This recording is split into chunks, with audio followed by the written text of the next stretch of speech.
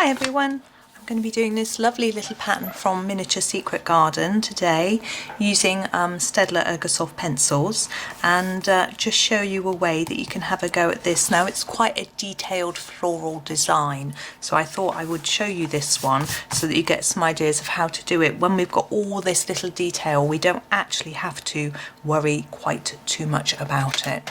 Now what I'm going to do is I'm going to use some orange. I'm going to start with the number 42, which is the lightest orange I have in my set, and colour this top flower. Now I'm going to do the whole of the flower apart from the very edge. You see there's a little outline on the edge.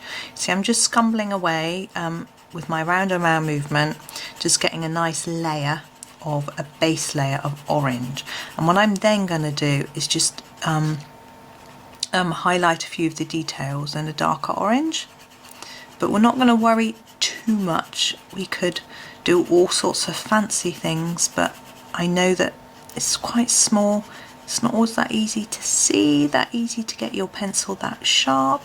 So we're just going to do a few details.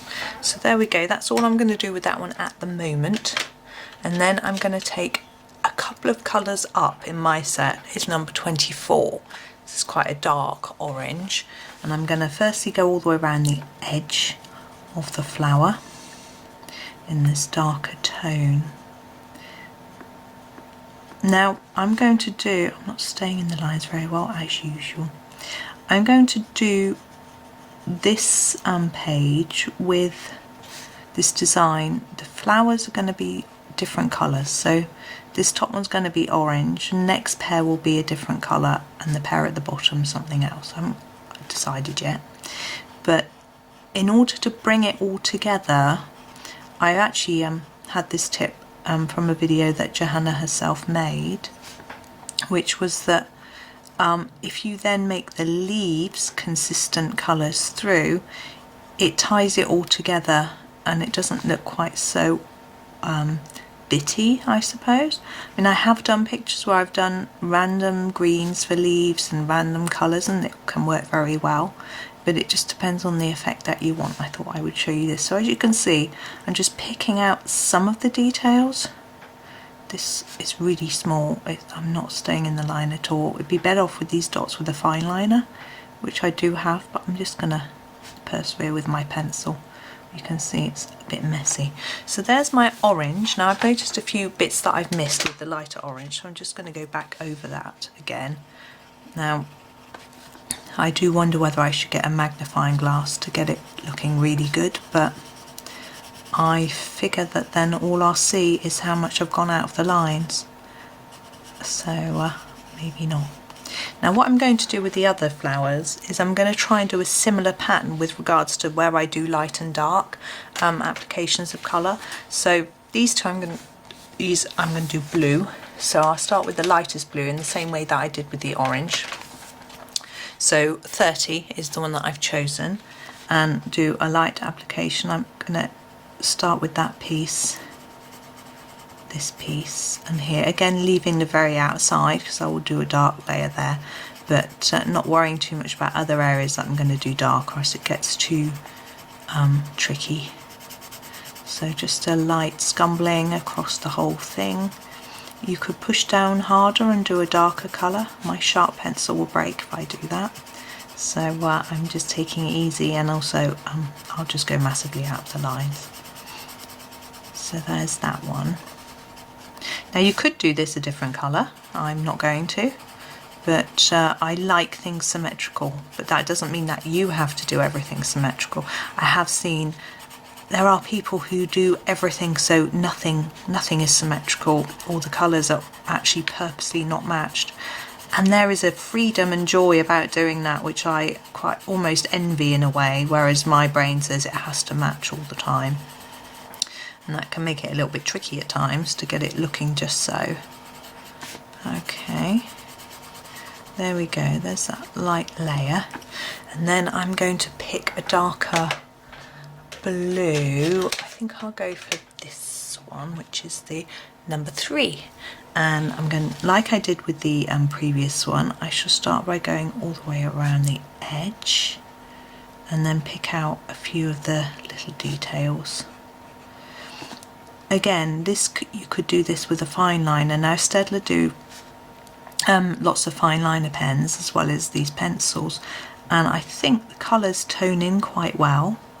Some of them seem to be almost the same colours as the pens, so I'm sure you could sort of match it up.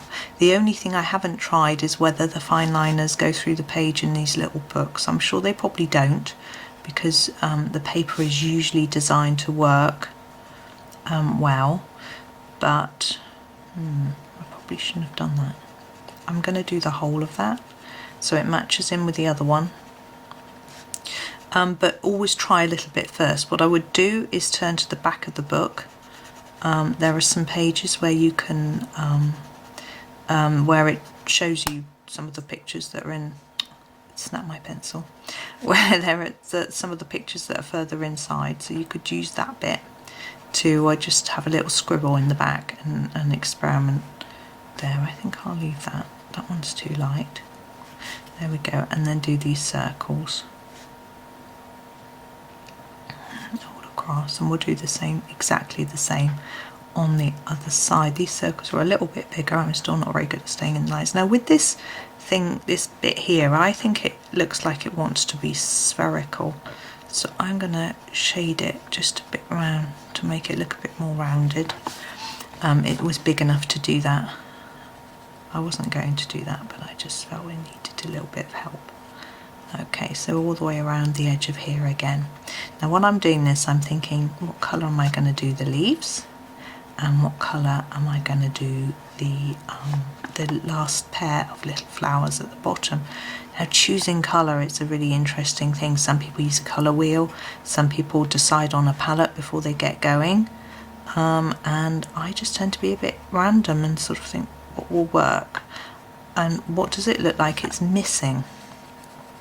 Now one thing, if I was really stuck, I've made a decision now, I would do the green and then see what looks like it's missing, because then you might think, oh, it's missing a warm shade or a cold shade or whatever. But I've decided I'm going to do pink in the bottom. So can't go wrong with a pink flower, can we? So in these little dots again, all the way across.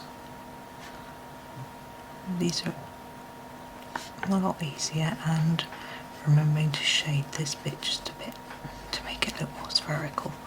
There we go. And so the last one's in the pink, so starting as we did before with the lightest pink. Now there are 2 light pinks I've got.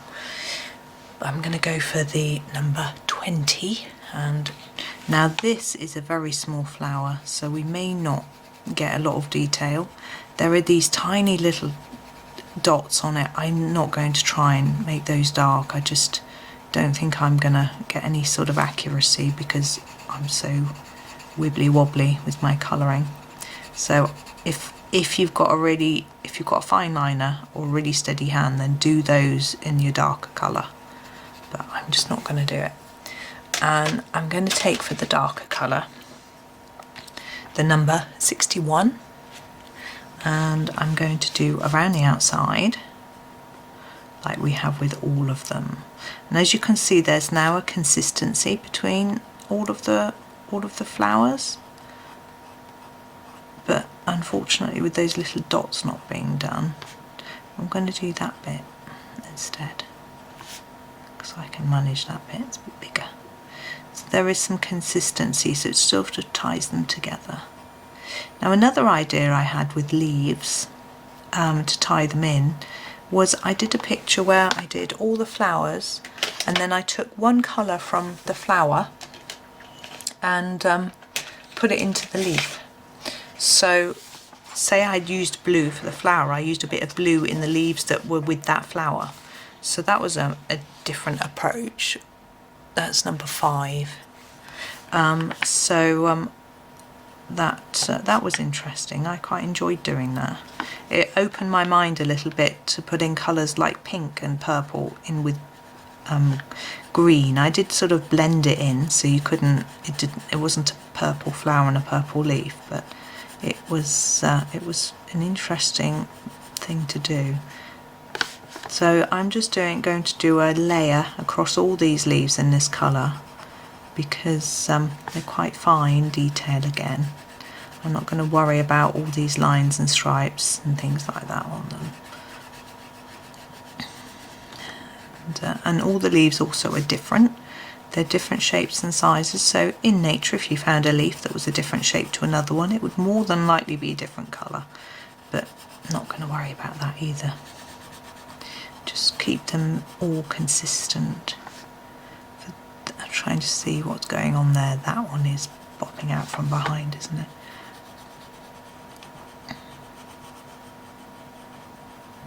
That one's gone a lot darker.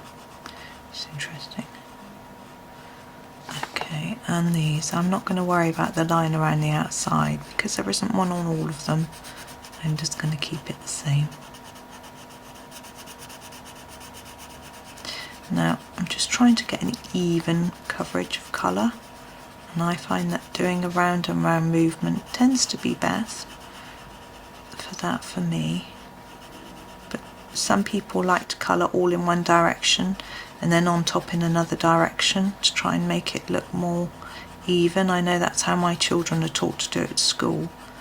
Although they come home and go, "Mum, you told us to do round and round and the teacher said to do a crisscross." But I think do what suits you, what works for you. It might be different, that different pencils seem to work better with different techniques as well. And of course when you come to the edge, you have to sort of do a straightish line to make sure you don't go out of the line. Well, not too much anyway.